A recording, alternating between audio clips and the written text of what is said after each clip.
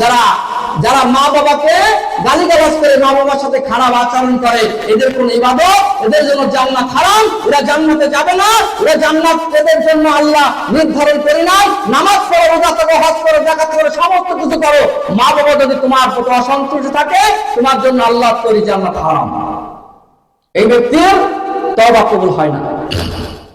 2 number, যারা তাকদীরকে অবিশ্বাস করে, আল্লাহর হুকুমে সবকিছু বলা মুসিবত, ভালো মন্দ আল্লাহর হুকুমে ঘটে, এই কথা অনেকে মেনে নিতে স্বীকার করে না, ওদের তওবা কবুল হয় না, ওদের কোনো দোয়া কবুল হয় না।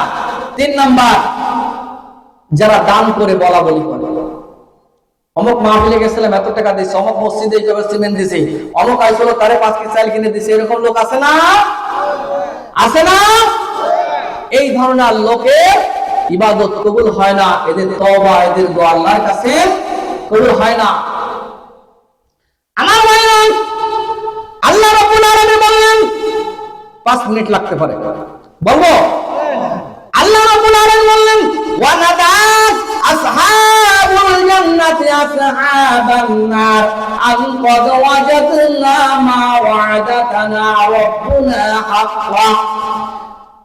জান্নাতীরা জাহান্নামীদেরকে ডেকে বলবে, ও জান্নাতীরা, আল্লাহ পাক আমাদের সঙ্গে যে ওয়াদা করেছিল, যদি তোমরা ঈমান ও আমল নিয়ে যদি হাশরের ময়দানে ওঠা, তাহলে আমি আল্লাহ তোমাদেরকে বালায় খানা দেব, জান্নাত দেব, বাগান দেব, ভূ দেব, জান্নাতে তোমাদের সুখ শান্তি দেওয়া, কোনো প্রকারের অসুবিধা তোমাদের থাকবে না। আল্লাহ যে ওয়াদা আমাদের সঙ্গে করেছিলেন, আমরা যে অনুভব করতাম, তার থেকে অনেক কোটি গুণে বেশি আল্লাহ আমাদেরকে দিয়েছে, আমরা পেয়েছি।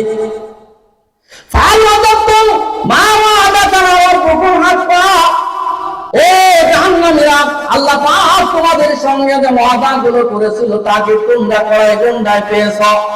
জাহান্নামীরা বলবেন, হ্যাঁ আমরা পেয়েছি, আমরা দুনিয়াতে আল্লাহ অবাধ্য ছিলাম, যে কারণে আল্লাহ আমাদেরকে যে শাস্তি দেওয়ার কথা, আমরা যে শাস্তি অনুমান করতাম, তার থেকে কোটি গুণে বেশি শাস্তি আমরা ভোগ করেছি, আমরা পেয়েছি।